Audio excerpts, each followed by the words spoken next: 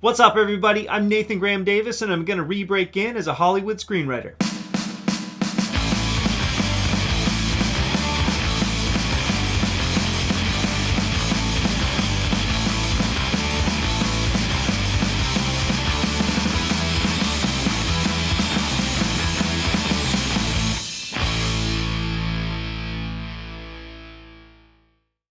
So holy shit, it is week 25. I cannot believe that we are at the end of this series. It's absolutely insane. I've been doing this since September of 2020, and now this is the last episode before the live streamed reading of my new script, ÆTHER.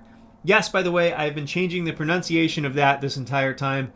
All three pronunciations are apparently legitimate, ether, ÆTHER, and ÆTHER, but I have now brought some actors on board with this script. I've got Sarah Hawthorne, Jennifer Gordon-Thomas, Paul Moon, and Cactus Jack star R. Michael Gull all involved, as well as my friend Sabrina Suarez, who's going to be doing the narration for this. And as a group, we decided that we are going with ÆTHER, so that's where it is from now on. Anyway, super excited for this. That is happening on April 2nd. Please check it out. Please let people know about it. Absolutely can't wait. The timing is going to be 6 p.m. PST and 9 p.m. EST, so hopefully everybody that wants to gets to check it out live. Look forward to seeing you there.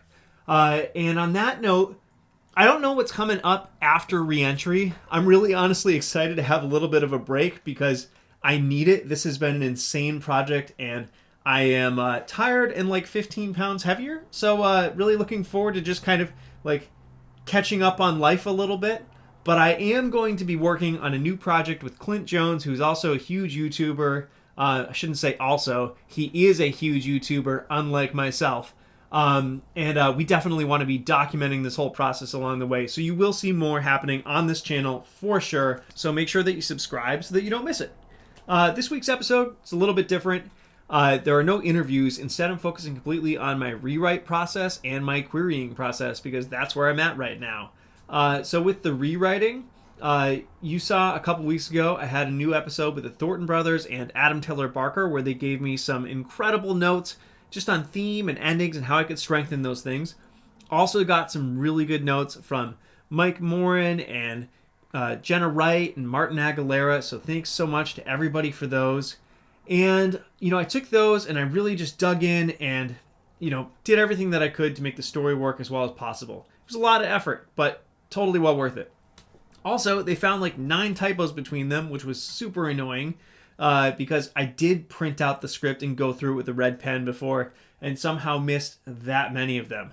So this time, I read it out loud to myself and then I printed out the script again, went through it with a red pen again, and I'm going to do that again because I refuse to let that happen again. But anyway, it's been a really cool process. I'm proud of where it's at now. Also, kind of cool, what I've realized is that initially when I set out to write a script and didn't even know what I was going to write, I was targeting like a genre movie that felt elevated, dealt with some really cool themes and humanity, and that was in like the $5 to $10 million range. This second draft, when I sent that out, I was thinking, man, this is like a $25, $30 million movie. But Jay Thornton pointed out, and so did Adam, that like they thought it could be done for a lot less. And so rereading it again, I realized that, oh yeah, it totally could. And not only that, it has like developed into kind of more of an elevated horror, whereas the first draft was more of like a dramatic dark fantasy with horror elements and adventure elements. So it is kind of cool that almost unintentionally, I ended up doing what I set out to do. So pretty happy with that. And so now I'm ready to send it out, try and get it out to managers. And the way that I'm going to do that is querying. So instead of asking friends for referrals, because, I've been out of this game for 6 to 7 years, so it just would have felt weird to just approach people that I hadn't talked to in a while and say, hey, can you send my shit to your manager? Instead, I wanted to just have conversations with people, connect with them, talk to them about the craft. And so I recorded that for the last 6 months. And now I'm going to send out query letters. So I will show you my process. And yeah, it'll be a little bit different than the first time I did it because now I have a graphic novel under my belt. I have an option under my belt. I've been repped before. I've got this whole series under my belt. But I can still kind of share the lessons that I've learned along the way, and hopefully that helps some of you out. What's up, everyone? So I am about to tackle the next kind of rewrite or polish of ÆTHER. So this is going to be probably the final version of this, at least certainly before the live streamed reading, which is really exciting. I'm really excited that it's a strong enough place now where people are responding to it. I've got pretty consistent notes in a few different places. And so what I did was I took down, first of all, I watched through the video for the notes episode that I did with the Thornton brothers and with Adam Barker, and I took notes throughout that. So these are the notes from that. And then I took notes from the writers who sent me their notes. Some of them were the same writers that you saw in that episode, a couple others. And I took those and compiled them here. And now I'm going to take those and just kind of organize them up here into light, moderate, and heavy notes. And having it organized that way will make it easier for me to tackle this job. I like to just have a list of things that I want to work on. I like to see them together. It helps me think through the different problems, since a lot of times, one problem is related to another problem elsewhere in the script, or one solution can help solve another one. And it's also kind of fun to have a checklist or like something that I can cross off. So I will literally, go through and do a strike through on each of these as I'm going through it. So that's where I'm at right now. All right, so like 40 minutes later, I've got everything organized and color coded. So my light, I just have green, the moderate is blue, and the heavy lifting is red. So that's cool. Now I've got an idea of, what I need to tackle to make this work. I got rid of a few notes that were kind of one-offs. A lot of times, like, people would even say, I don't know if this is just me, just throwing it out there. So some things that I kind of felt like, I don't think that's an issue. I thought about them a little bit and got rid of them, and that's okay. You should feel confident in the story that you're trying to tell, and if you are pretty confident that something isn't something that you need to address, then don't address it. That's all right. But just, give every note its due and think through it a little bit before you just disregard it. There are other notes here that I think I might get rid of, but I'm leaving there because I at least see the merit in why somebody brought that up. So for instance, under the light notes, you'll see show mule once or twice more. So the mule only really pops up kind of in the first act. And then it exists throughout the rest of the story, but I don't show it. And so it kind of felt like a loose end to one writer who took a look at this. And that's fair. Nobody else mentioned it, and I'm not sure that it's necessary to do anything. So I'm just going to read the script again and take a look and see if it feels like it should be in there and if there's a really easy way to work it in. But I'm not going to spend too much energy on it. Most of these notes I absolutely plan to execute on. So the light stuff, I put that in there when it's going to take me like less than 5 or 10 minutes to do that. A lot of it's like typos. So, I could really knock out this entire light list in, I bet, an hour. Moderate notes, those are like 10 minutes to an hour each probably. So those are a little bit heavier. Like, for instance, it's not crystal clear why Scarus steals the ring to go after the scroll kind of earlier on in the script. So it sounds like that's really close, but I just need it to be a little bit more obvious that she knows this is a way for her to bring her sister back, and that needs to connect with the audience. Scar's motivation to return to town and back to Eigen, that needs to be a little bit stronger and a little bit more clear. It's, again, pretty close, so this might just be a few lines of dialogue, but it's just going to take me some time to figure out what those are and where they go and how to make it work. So that's what the moderate notes are like. There aren't many of them. And then the heavy stuff, it's like really two things. There's, maybe dial up the intensity and meanness of Valdala, which actually that's probably like a half page to a page of work. But it's such a fine line to do that right, because there needs to be potential for a relationship between these two that I don't want to make her cruel, or at least overly so. So I really need to do that well. So I'm going to spend a lot of time with this note and just make sure I get it right. So, it might take me 2 to 3 hours to just figure that out and write it, maybe longer. The ending is going to be the bulk of the work. I mean, this might be like a 10-hour job plus getting this right.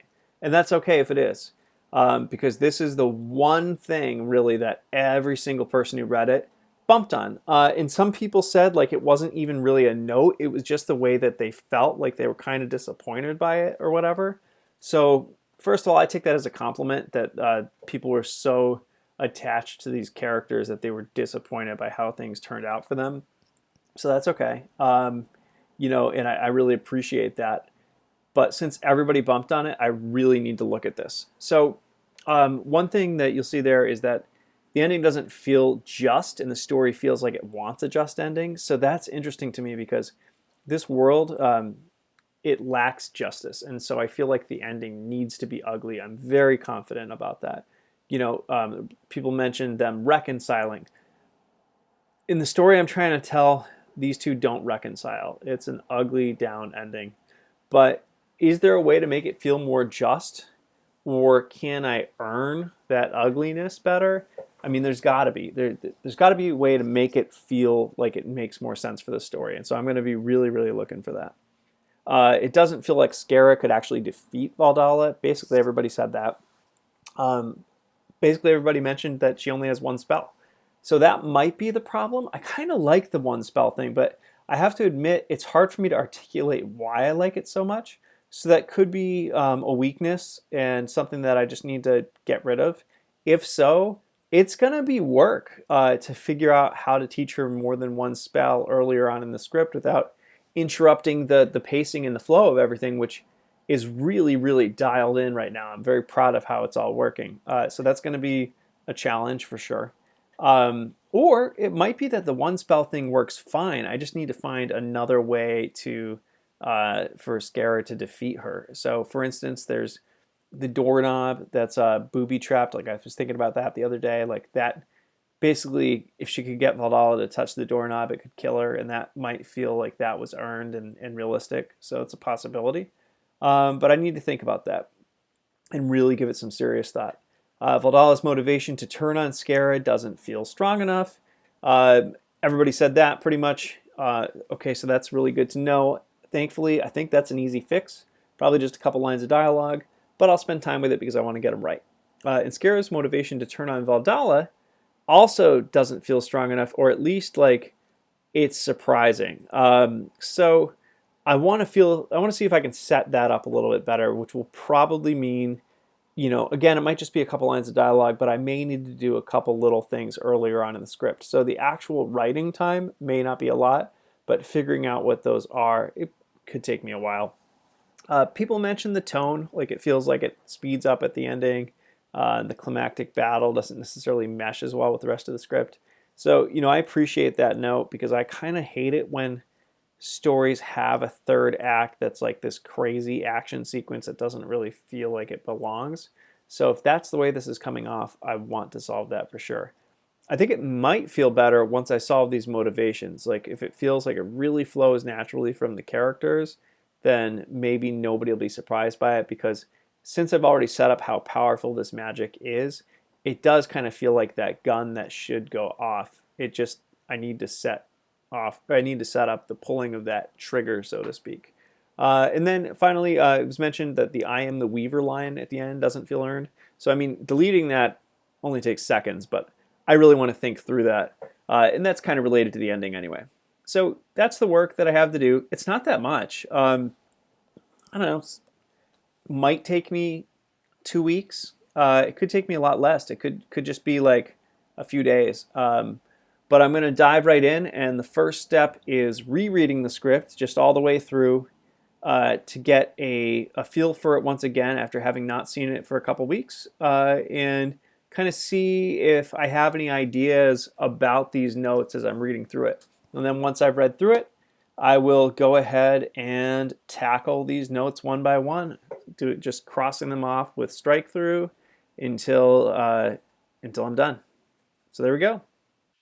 Hey, so it's a couple days later. I've been picking away at this rewrite, just kind of executing on different line items, sort of as I felt like it. So I've done a bunch of the green stuff, a good chunk of the blue stuff. I haven't really touched the red, but what I have done is I've taken notes as I've read through the script and just done other things, taken notes of ideas that I've had. I'm not in a rush to solve this ending. That's the biggest piece of this rewrite, and I'm okay letting my brain work on that for a while I'm working on other things. But pretty soon I'm going to be done with all the other stuff, and it'll be time to tackle that. Anyway, one thing you'll notice is that I have left some of the typos undone on purpose. And the reason for that is because I like being able to just cross things off every time I sit down to work. It just gives me a feeling of like gaining momentum. So it's a mental trick, nothing more than that. And that's why I do it. So anyway, today I am going to tackle this note right here where, so at the end of Act 2, Skara is in a jail cell, and Eigen approaches her, and he tells her that Pavi Horger, the priest, has given him a penance to basically slay her mistress, Valdala. And if he doesn't do that, then he will burn in hell. So he offers to trade Skara her freedom for the location of Valdala. And Skara, finally desperate, gives Valdala's location up because freedom and autonomy are kind of the most important thing to her of all. But then Eigen betrays her, and so she did that all for nothing. And so the note was that it didn't seem like she felt that guilty for her betrayal, and it didn't seem like, also it doesn't seem like she's in a rush to save her afterward. And those are both really important things because in order for the ending to work, it does need to feel like Skara still cares about this woman. So that's what I'm going to work on right now. So I had page numbers down there. Pages have shifted just a little bit as I've been working on other things. So right now I'm on page 82, and this is the spot in question. So Eigen says, again, mercy, which is like, thank you. I forgive thee for thy sins against me, Skara, and I will pray for thy soul. He turns, heads for the door, and Skara then realizes that he is betraying her. But you'll notice that her reaction isn't that strong. So I need to work on that. So one thought is she's standing at this point, like earlier in that scene, he kind of turned and walked away the first time. She stands up and calls after him. But she's still in the center of the room. So maybe what I can do is kind of like throw in an exclamation mark here after Eigen, right? And then I'm going to break this line of dialogue up and have her run toward the window. She rushes toward the window, or to the window.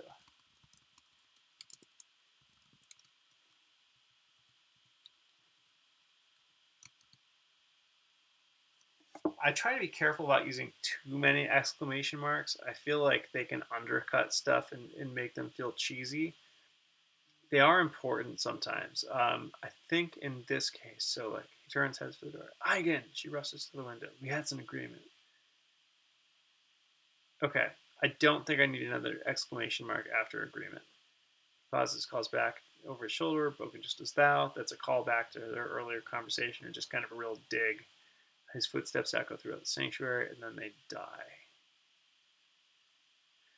So I still feel like this is slightly better, but I don't think it's doing what I wanted it to do. You know, this scene started in the like empty sanctuary. So this jail cell is like it's like the only room in this old church, and so the scene started in the sanctuary. Up here, sanctuary, silent, empty, and dim. We move to a lone interior door. So what I'm thinking is I could cut to back to the sanctuary and like have her shout Eigen again and like just have her voice kind of echo throughout the sanctuary, just like his footsteps, and then maybe cut.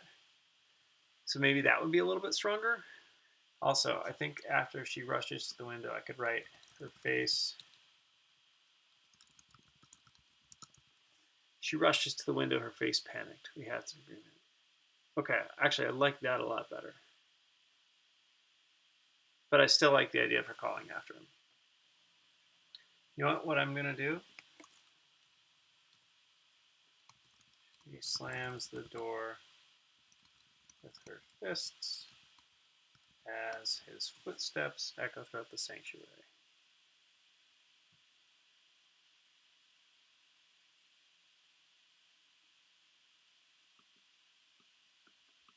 Of course, the "and then they die" doesn't flow after that, so she slams the door with her fists as his footsteps echo throughout the sanctuary and fade into silence.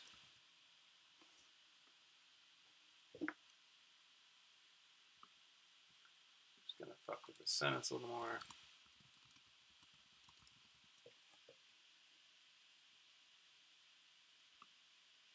I'm going to use a dreaded ing word here because I think it works better. Okay. So, my salvation for thy freedom, Scara, that is what thee wants most. Scara looks away. It is a fair trade. He waits another moment, but she gives him nothing. He slams his fists on the door. Gives up. Oh, well, he slams his fist on the door. Do I want that to happen twice? I think he can, I think he can pound a fist on the door, and that's okay. But I'm going to play it like this.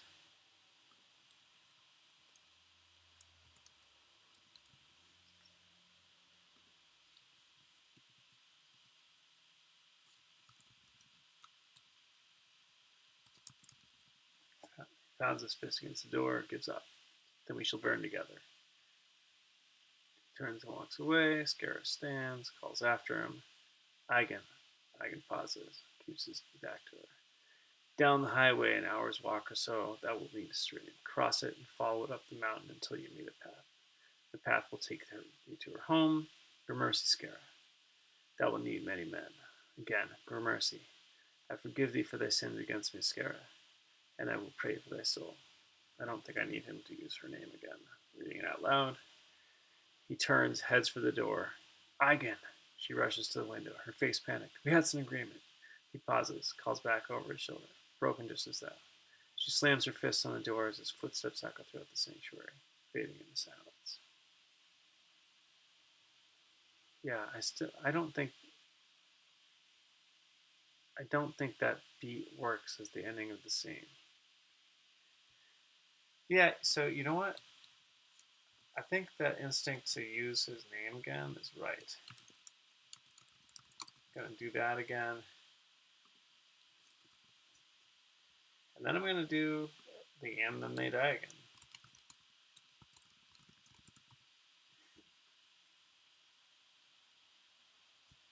Do a double dash here. I like to do that going into dialogue, like if it's like the dialogue is immediately picking up from the action or cutting it off.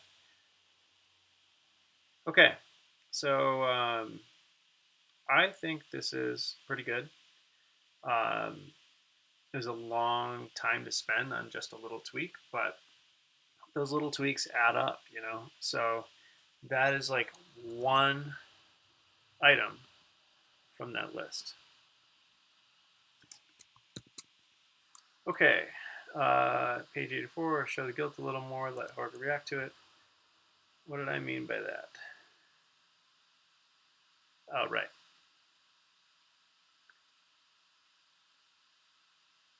So here, Papi Horga, the priest, reveals that Valdala is going to know justice, basically, that Eigen is going to go and kill her.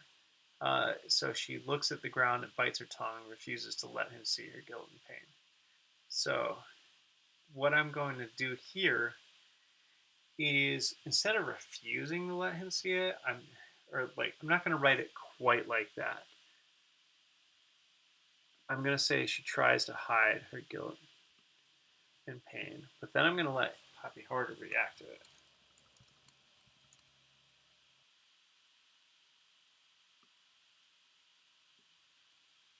Maybe like guilt racks her face.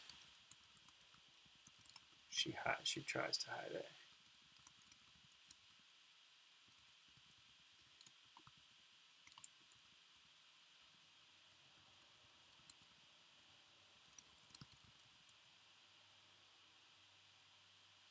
Scara looks at the ground and bites her tongue.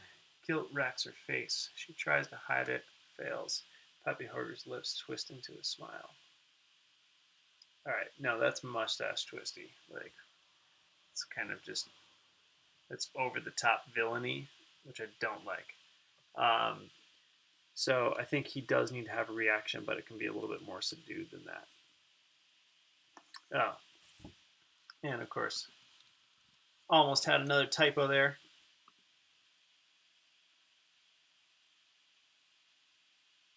Maybe like his jaw twitches as if holding back a smile.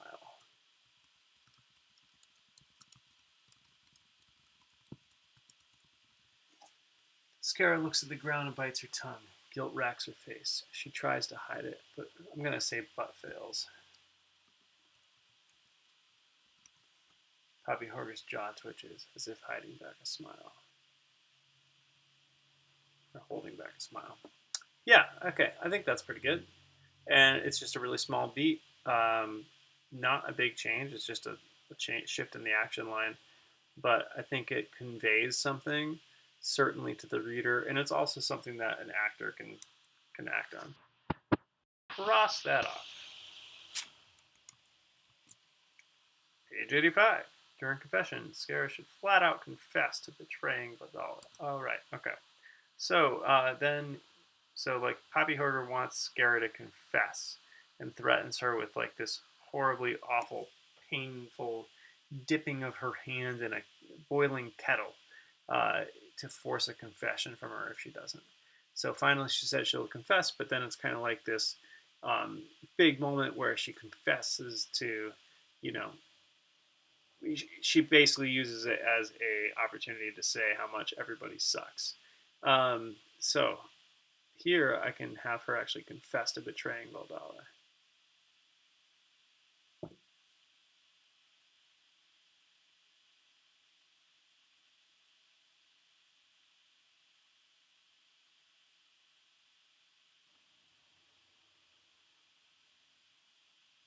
Actually, so yeah, I think that the appropriate place to do this is right. So like basically, Poppy Hoarder shuts her out by striking her across the mouth with his crucifix, and so she like gives him a defiant stare as blood pours from her mouth. Right. So like right there, I can have her do this.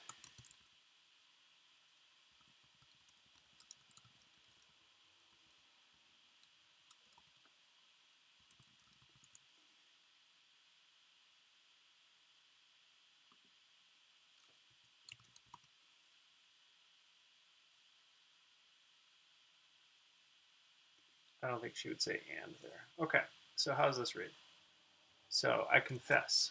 I confess to not but for being the ward of a lustful, wrathful priester. I confess to trying to protect my sister for the same and to failing her. I confess to being born to a world where I was less worth than a mule, where my only prospect was to marry the church and be raped by Christer himself. I confess to betraying my mistress. I think this is close, but it does need just a little something else, because it doesn't quite flow out of that. Maybe like, and I confess my grief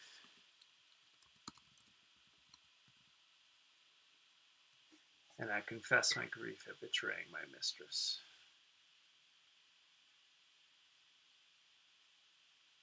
And then she glances up at Bjorn, his sword still held at her neck. Dust. Okay. Try again. Confess to not but for being the ward of a lustful, wrathful priester. I confess to trying to protect my sister for the same and to failing her. I confess to being born to a world where I was less worth than a mule, where my only prospect was to marry the church and to be raped by Christer himself. And I confess my grief at betraying my mistress. Yeah, I don't know about the and, but other than that, I think this works pretty well.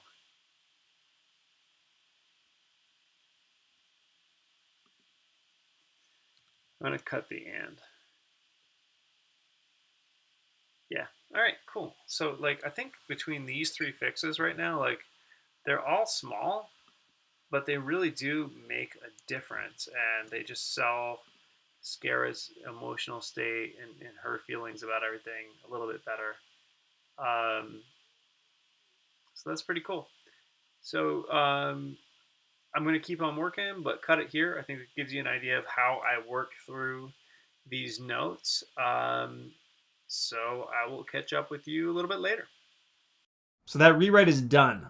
It was so much work. I probably changed 5% of the script from the second to the third drafts as opposed to 90% from the first to the second. But I still must have put like 30 hours into this new draft. It was just so challenging to get, especially the last few pages to work. That was the bulk of it. It was just reworking the last 4 or 5 pages and trying to get those emotions right. The notes that I got from everybody were ridiculously helpful. I don't think that I could have achieved this without those. The funny thing is that, again, kind of like the last draft, I didn't necessarily do many of the things that people suggested, but having those conversations allowed me to just kind of look at things with a new perspective and from a new angle and approach it in a way that served my story the best way possible. And so that's what I think notes are really good for. Adam said it really well in the last notes video. We're like, that's what notes should be.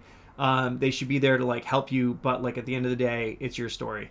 So I'm really happy with how it turned out. Still like kind of nervous to be doing this live streamed reading. I think I'd feel more confident if that wasn't happening. So I did send it to one friend just to kind of get their thoughts on it, but just like a yay or nay. Not really looking for actual notes at this point. I think it's pretty good. So I'm going to move forward with this, and now it is on to prepping for the querying game. So here we go. All right, so querying.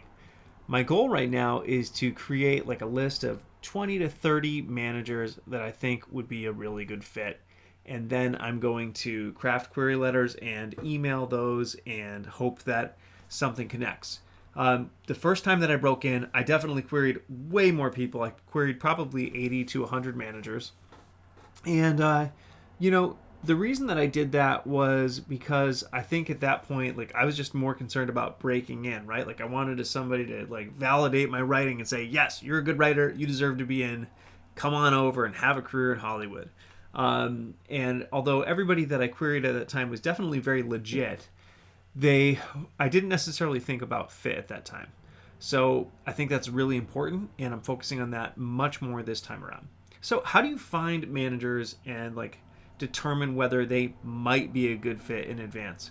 Well, I think one of the best resources out there right now is to just look at recent blacklists, because a lot of the writers on the blacklists are relatively new. The reps are trying to break them and get them read all over town. They're writing specs. So you can go to Deadline posted the 2020 blacklist here, right? Now, John Zalzerny, he is on the 2020 blacklist 5 times, which is insane. So if you don't know what the blacklist is, it's like the best, or at least like the favorite scripts among industry professionals in Hollywood, right? So the favorite unproduced spec scripts. So John has the number 1. And then he's got like another one that's pretty high up, I think. And it's just like, he's got 5 scripts on here. Yeah, so Video Nasty is one of his. Just absolutely insane.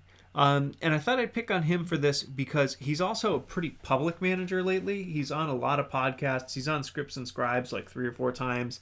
He just had a live one actually on video last weekend, I think it was. Super cool. Totally worth checking out. He's very active on Twitter, really engaged there, and so I figured he probably wouldn't mind if I picked on him for this project. I actually did email him to ask, and he emailed me back within like an hour, said no problem, go for it.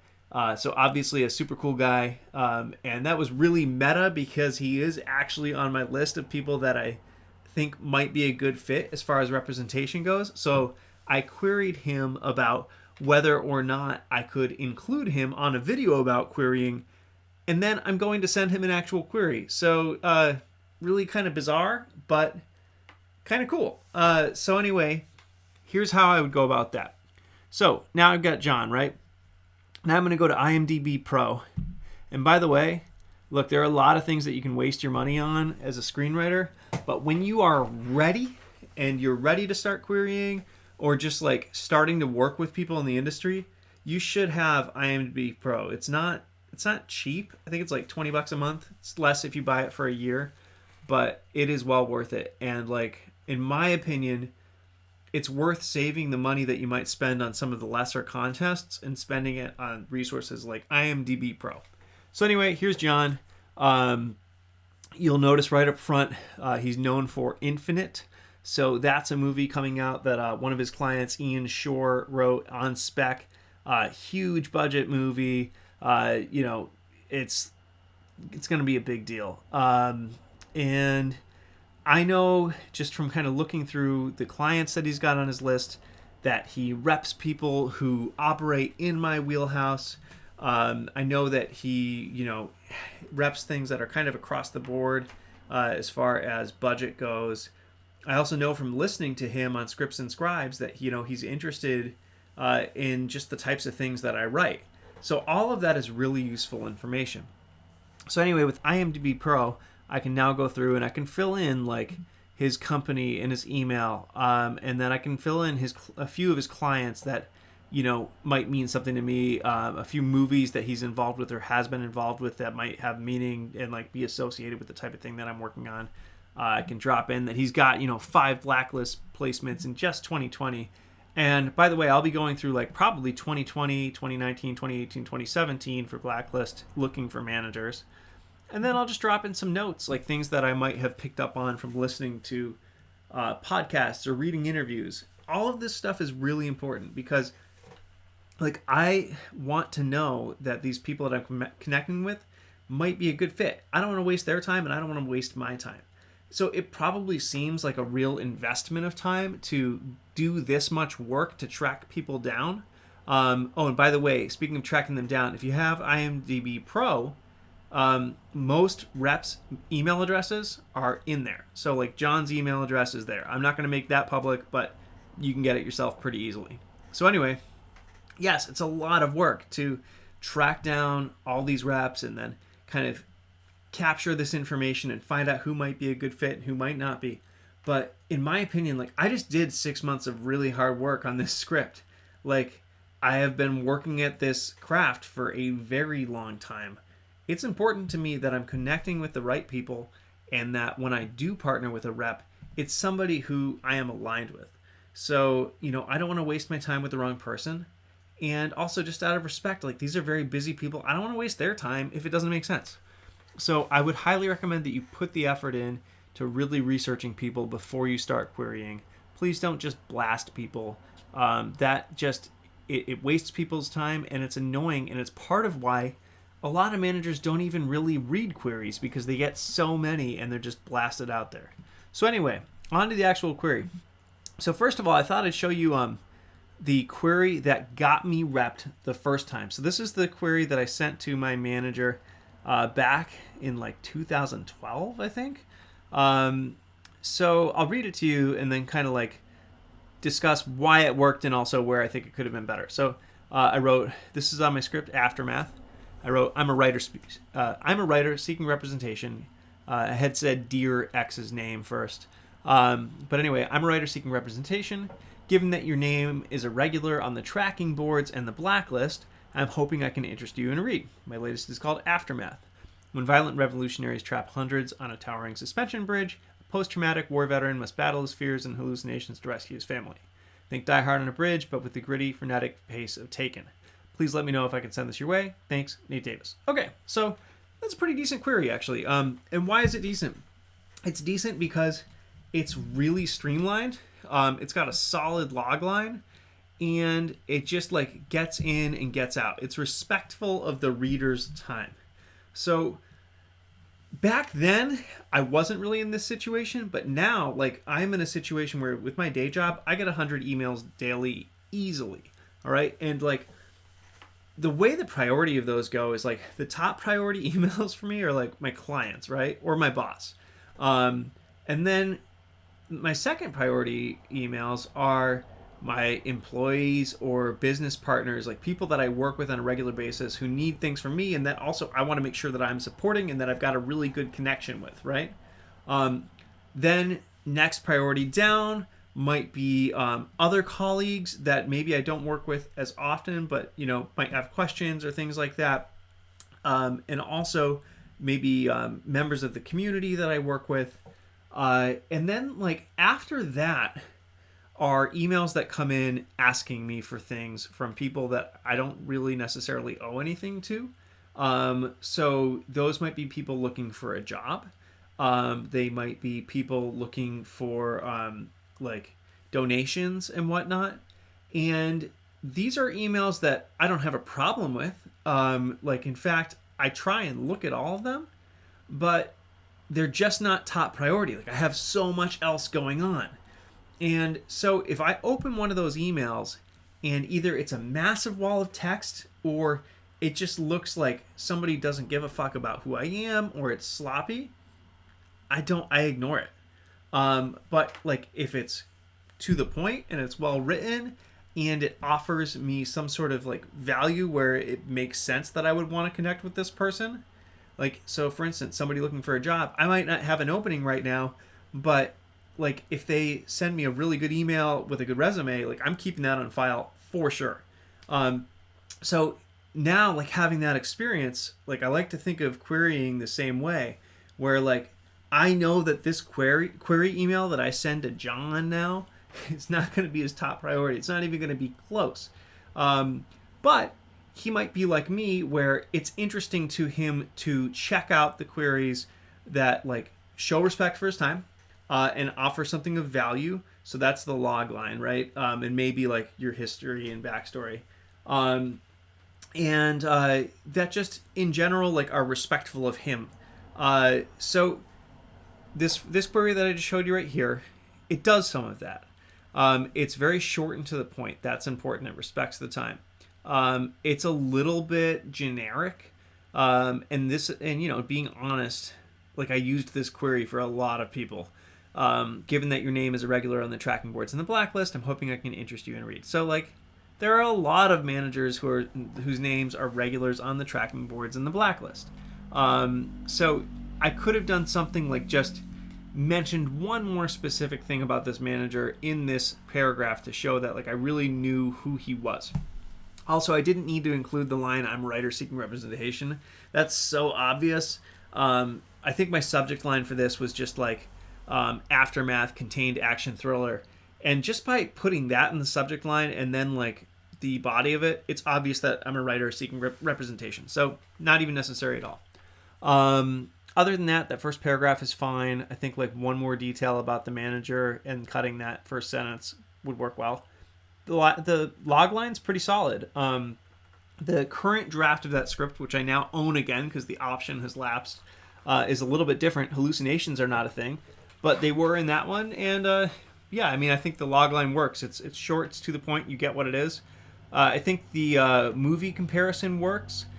I wouldn't use the same one now. In 2012, Taken was still kind of fresh. I think that came out in 2009, so it was still like, newish. Now it's definitely not, so I don't think that would work. So I'd have to find like another comparison. Die Hard works because it's one of those few classics that like just everybody loves. So the reason that I think that comparison works is because you're taking this thing that everybody loves and then like bringing in this modern twist. So I would need to find a new version of that now if I were going to pitch this again. Please let me know if I can send you this your way. Thanks, Nate Davis. That's fine. I feel like the thanks at the end is maybe a little bit curt there. I don't know, but not a big deal. Anyway, the point is that it's short and sweet, and I did get a lot of read requests off of this logline and off of that query. All right, so now here's what I wrote to send to the John. It's actually, you'll notice it's longer. That's because my current situation is pretty weird and specific, but I tried to take a lot of that same stuff in mind. So, Dear John, would love to send my latest spec your way, a contained elevated horror called ÆTHER. Okay, so I started with a really short sentence before the logline because, again, the logline is the most important piece of this, right? Like, that is the value. Nothing else in this letter matters unless the logline is good.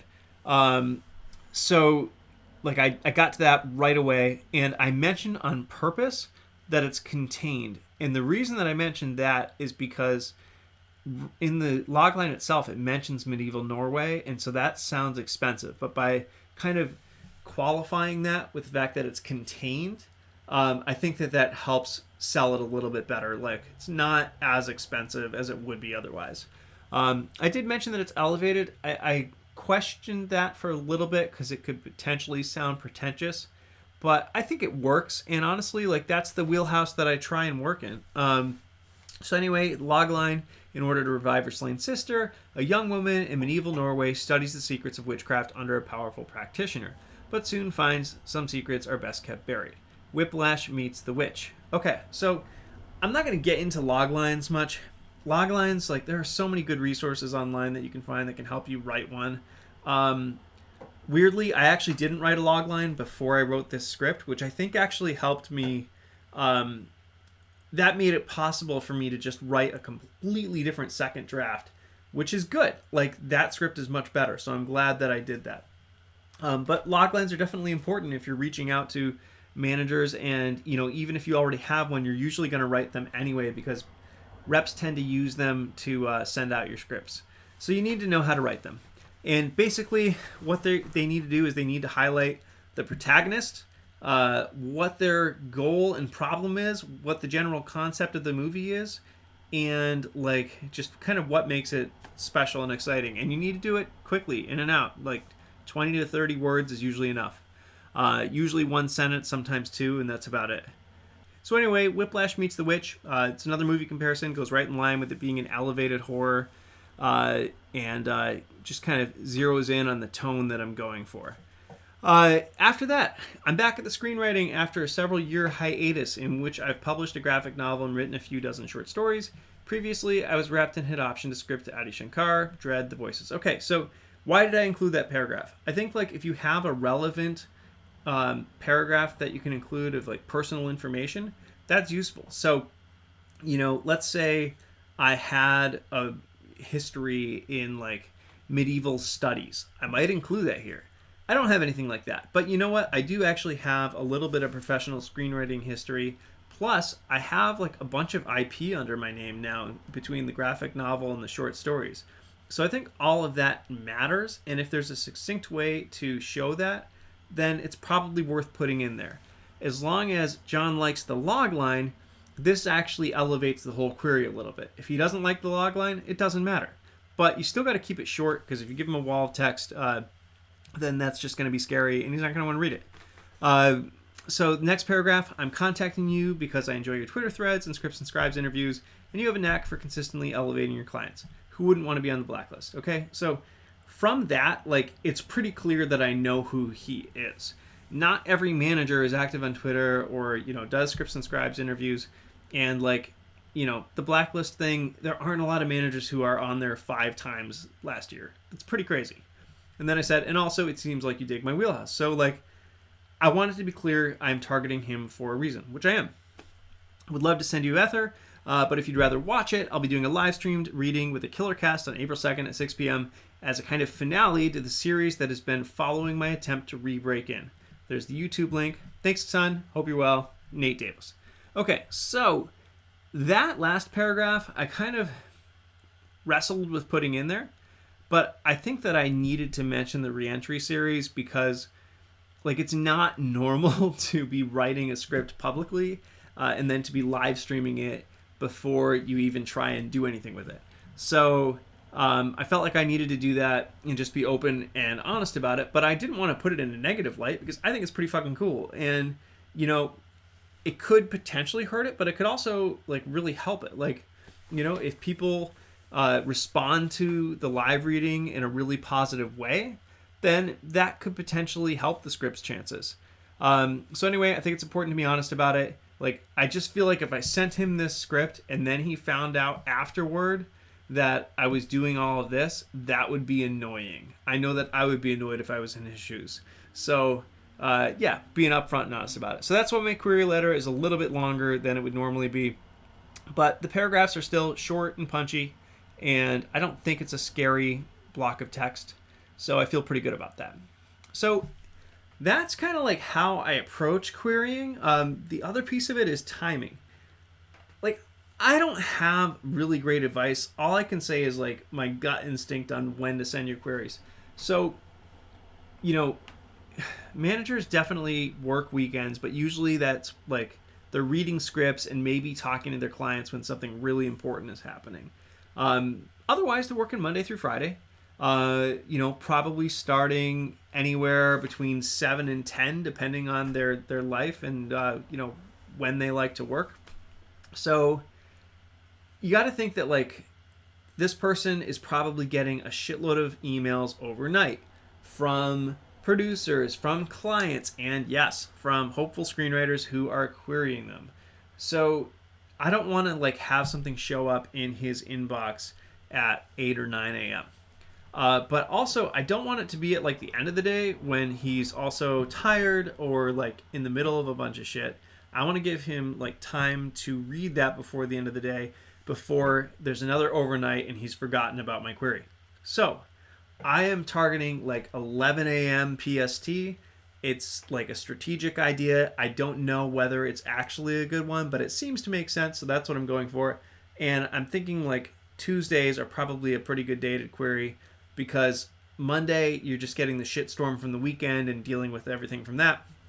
And then, the closer that you get to the end of the week, the more things are building up on your plate. So I think Tuesday at 11 a.m., that's going to be my sweet spot. I'm going to try and send a bunch of queries out on the Tuesday before the live reading and see what happens. Maybe I get requests, maybe I don't, but it'll be pretty interesting to see, and that's what I will do. Aside from that, I am submitting ÄTHER to the Nickel Fellowship. I'm submitting it to Austin, and I'm submitting it to Paige. I am not going to submit it to the Blacklist right now. I had thought about that, but I have hopes that maybe I can get repped off this thing. So if I'm able to get reps from queries, then I don't want to spend the money on the Blacklist. I do think the Blacklist is a worthwhile service, but I'm not sure that I need it yet. With the contests, unless I sell this thing, it's still eligible. So, might as well put it in now, because even if I'm repped at that point when the announcements come out, like, it could still be really useful to like have it placed. Like that could only help it and help me in my career. So putting it out there for sure. And if I get no bites on the query letters, then yes, I'll definitely do the Blacklist and see if that helps. But for now, just doing the contests, just sending the queries, seeing what happens there. So that's querying. Actually, I'm hopping back in here real quick because I realized there were a couple other things that I didn't mention. So as you're trying to build out the list of managers that you want to query, there are other places that you can definitely grab those. Again, IMDb Pro is going to be your friend, but you should think about your favorite movies from the last 5 to 10 years and find out who the writers are and find out who reps them. IMDb Pro will tell you that. You should definitely look through like Deadline articles for recent spec sales. Find out who the reps are. You can add them to your list if any of those specs seem like they're in your wheelhouse. Again, you should research those managers.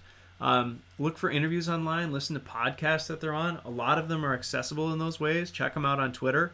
And actually, Twitter is a great resource to find managers as well. So all of those are really good ways to track them down. At the end of the day, really recommend that you focus on fit. I think that makes a really big difference. And like honestly, if you've been watching this series, almost every single writer has talked about how important having good fit in your reps is. So pay close attention to it. It'll be worth the effort. So that's it. That's the last normalish episode of Reentry. After this, it's a live streamed reading with an amazing cast of actors. I'm so excited for this. It's going to be a ton of fun. I hope you'll check it out. I hope you share it with people. I'm really proud of this thing. I'm excited to share it with the world. I'm a better writer than I was 6 months ago. And that is just such an incredible feeling. And, one thing that I've realized, like, there have been a lot of lessons. I haven't had time to really process them all. But a big one is that, like, none of this shit happens in a vacuum. Me being a better writer than I was 6 months ago doesn't happen without all the conversations that you've just seen in the last 25 episodes. And it doesn't happen with the people who gave me notes behind the scenes or advice behind the scenes. It doesn't happen without my wife and kids just being awesome and putting up with my insanity during these 6 months while I've been working on this project for 25, 30 hours a week, while also, trying to hold down my day job and be a decent dad and husband. That hasn't been easy. This stuff doesn't happen without all the people who've been following along and subscribing and commenting and just supporting. So it's been super cool. I've gotten so much out of it. I hope you have too. And I wish you the absolute best with your writing. Thanks so much. Smash cut to black.